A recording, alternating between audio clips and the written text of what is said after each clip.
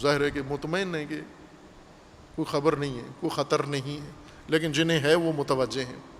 امام مہدی کو دور رکھنا ہے، اور امام مہدی کے نظریے کے لوگوں کو میدان سے خارج کرنا ہے۔ کیسے خارج کریں؟ تہمت سے، بہتان سے۔ اس وقت ایران امریکہ کے نزدیک، اسرائیل کے نزدیک اور عربوں کے نزدیک ایران سب سے بڑا خطرہ ہے، ایران سب سے زیادہ خطرناک۔ کیوں ایران ہے؟ اس لیے انہیں پتہ ہے کہ یہی ایسا نظریہ ہے جس سے ان سب کے اقتدار کا خاتمہ ہو سکتا ہے۔ صرف وہیں یہ نظریہ پایا جاتا ہے، باقی ساری دنیا ٹھیک ہے، ایران بہت خراب ہے۔ یہ بنو امیہ نے پہلے سے اصول قائم کیے ہوئے تھے کہ آپ اپنے رقیب کو اس طرح سے بے اثر کر دو، لوگوں کو اتنا متنفر کر دو۔ اور لوگوں کی یہ کمزوری بنو امیہ کے ہاتھ میں تھی۔ بنو امیہ نفسیات سمجھتے تھے لوگوں کی، اسلام سے پہلے سے سمجھتے تھے اور اس نفسیات سے فائدہ اٹھاتے تھے۔ اسلام کے خلاف جتنی کارروائیاں کی اور اسلام کو ٹول بنا کے حکومت کی انہی لوگوں پر، انہی کمزوریوں کو سمجھنے کی وجہ سے۔ بنو امیہ کا مطالعہ دقیق تھا، سمجھتے تھے یہ ان کی کیا کمزوریاں ہیں۔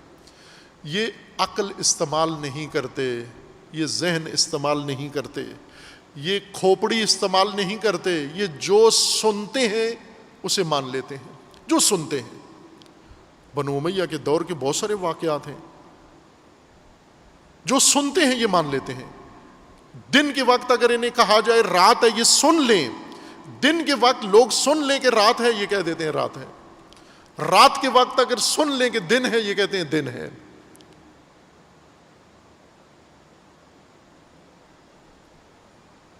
بنو امیہ نے شامیوں کی یہ حالت بنا رکھی تھی کہ جب بنو امیہ کا اقتدار ختم ہوا، بنو عباس برسر اقتدار آئے۔ بنو عباس نے ایک وہی مذہبی، آج کی مذہبی جماعتوں والا ہتھیار بنو عباس نے بھی استعمال کیا۔ کیا استعمال کیا؟ یہ بڑی دلچسپ بات ہے، آپ توجہ کریں۔ جتنے سلسلے قائم ہوئے ہیں، انہوں نے اقتدار میں آنے کے لیے جو دلیل استعمال کی ہے وہ ہے قرابت رسول اللہ، قرابت رسول اکرم، کہ ہم رسول اللہ کے قرابت داروں میں سے ہیں۔ خلفاء نے یہی دلیل استعمال کی کہ انصار کے مقابلے میں مہاجرین نے یہی استدلال کیا کہ ہم رسول اللہ کے قرابت دار ہیں۔ اقتدار کے لیے یہ دلیل دی کہ ہم رسول اللہ کے قرابت دار ہیں۔ بنو عباس نے بھی یہی دلیل دی کہ ہم رسول اللہ کے قرابت دار ہیں، چونکہ ہم عباس کی اولاد ہیں اور عباس رسول اللہ کے چچا ہیں، ہم سے زیادہ قریب اور کوئی بھی نہیں ہے۔ اور یہی ہتھیار پہلے بنو امیہ بنو عباس سے استعمال کر چکے تھے۔ باقی تمام حجاز میں لوگوں کو پتہ تھا کہ بنو عباس رسول اللہ کے قرابت دار ہیں، چچا کے بیٹے ہیں، لیکن بنو امیہ کو کبھی بھی کسی نے نہیں سمجھا ہوا تھا کہ یہ بھی رسول اللہ کے قرابت دار ہیں، یہ تو رسول اللہ کے دشمن ہیں ہمیشہ سے۔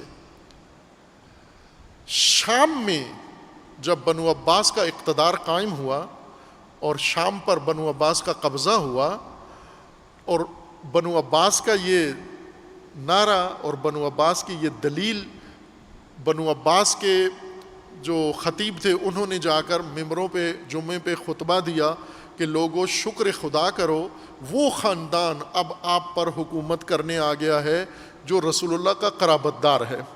یہ بنو عباس کے ایلچیوں نے، بنو عباس کے مبلغین نے، یعنی بنو عباس نے جو علماء بورڈ بنایا ہوا تھا، درباری علماء بنو عباس سے وابستہ، فیس لے کر بنو عباس کے خطبے پڑھنے والوں نے لوگوں کو مجدہ سنایا، نوید سنائی، خوشخبری سنائی، بشارت سنائی کہ لوگوں شکر کرو، سارے نماز شکر پڑھو، شکرانہ پڑھو، روزے شکر کے رکھو کہ آپ پر پہلی دفعہ رسول اللہ کے قرابت داروں کی حکومت قائم ہوئی ہے۔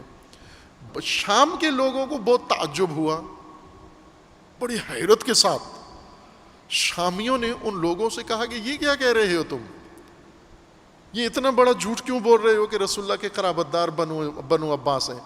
تو انہوں نے کہا کیوں، آپ کو شک ہے؟ شامیوں نے، بعض تاریخوں میں لکھا ہوا ہے کہ شام کے 40 بڑے برگزیدہ، بڑے سردار، شامیوں کے بڑے جید لوگ، علماء، سرکردہ، محترم، معزز لوگ شام میں جن کو سارے مانتے تھے، یہ 40 آدمی مسجد شام میں جمع ہوئے اور انہوں نے قسم کھا کر مسجد دمشق میں یہ کہا کہ زمین پر، روئے زمین پر بنو امیہ سے ہٹ کر رسول اللہ کا کوئی قرابت دار ہے ہی نہیں ہے، تنہا قرابت دار بنو امیہ ہے۔ وہ اب توجہ کریں، بنو امیہ نے کیا کیا ہوا تھا؟ سوشل میڈیا نہیں تھا، فیس بک نہیں تھا، اور کیا کیا الا بلا ہے، نام بتاتے جائیں اس کی، بھول گئے آپ بھی۔ فیس بک کے علاوہ کیا کیا ہے؟ واٹس ایپ ہے، اور یوٹیوب ہے، انسٹاگرام ہے، ٹویٹر ہے، جی میسنجر ہے۔ یہ ساری چیزیں ہیں جو آج جن کے اوپر جتنی پریکٹس کر رہے ہو بنو امیہ کی تعلیمات کی آپ لوگ، بنو امیہ اس کے بغیر یہ سب کچھ باور کرا چکے تھے۔ اہل شام کو، شام بہت بڑا علاقہ تھا، کئی ملک ہیں، شام جو بنو امیہ کا شام تھا وہ تقسیم ہو کے 4-5 ملک بنتے ہیں ابھی۔ اس سارے لوگوں کے ذہنوں میں تھا کہ بنو امیہ سے ہٹ کر رسول اللہ کے خاندان کا قرابت دار کوئی اور ہے ہی نہیں ہے۔ بنو امیہ قرابت دار بن کر حکومت کرتے رہے، اور یہ سادہ لو مسلمان انہیں رسول اللہ کے رشتہ دار اور قرابت دار سمجھ کر ان کے پاؤں چومتے رہے۔ بنو عباس قرابت دار رسول اللہ کے بن کر ان پر آئے، حکومت کرنے لگے، اور اس سے پہلے خلفاء نے بھی، مہاجرین نے اپنی دلیل میں قرابت داری کو ہی پیش کیا تھا۔ اب آپ توجہ کرو عزیزان، پراپوگنڈا کیا کرتا ہے، تبلیغات کیا کرتی ہیں کہ جو قرابت دار تھے رسول اللہ کے، جو صلب رسول سے تھے، جنہیں قرآن نے رسول اللہ کا قرابت دار کہا ہے، ذی القربہ کہا ہے، جنہیں نام لے لے کر قرآن نے بتایا ہے، جنہیں ابناءنا و نساءنا و انفسنا کہہ کر، اور رسول اللہ نے ان کا ہاتھ تھام کر بتایا ہے کہ پروردگارہ گواہ لینا، روگو گواہ رہنا، میں اللہ کو گواہ قرار دے کر کہہ رہا ہوں کہ یہ میرے قرابت دار ہیں۔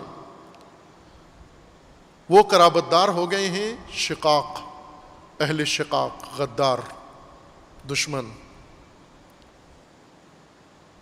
اور یہ سارے قرابت دار بن گئے۔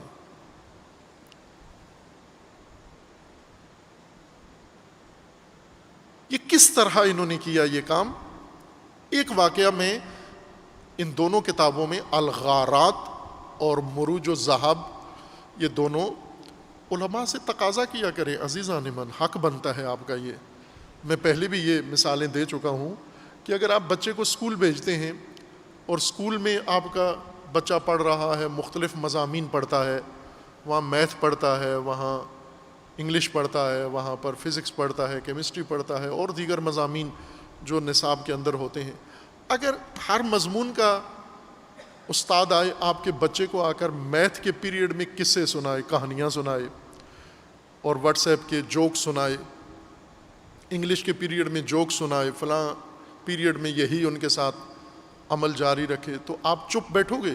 اگر بچہ گھر میں آ کر بتا دے کہ آج میتھ کے سر نے یا مس نے یہ جوک سنائے ہیں ہمیں میتھ کے پیریڈ میں، تو دوسرے دن آپ اٹھ کے اسکول چلے جاؤ گے کہ ہم اتنی فیس دیتے ہیں، اس لیے نہیں دیتے کہ آپ ہمارے بچوں کو میتھ اور انگلش پڑھانے کے بجائے انہیں جوک سناتے رہو۔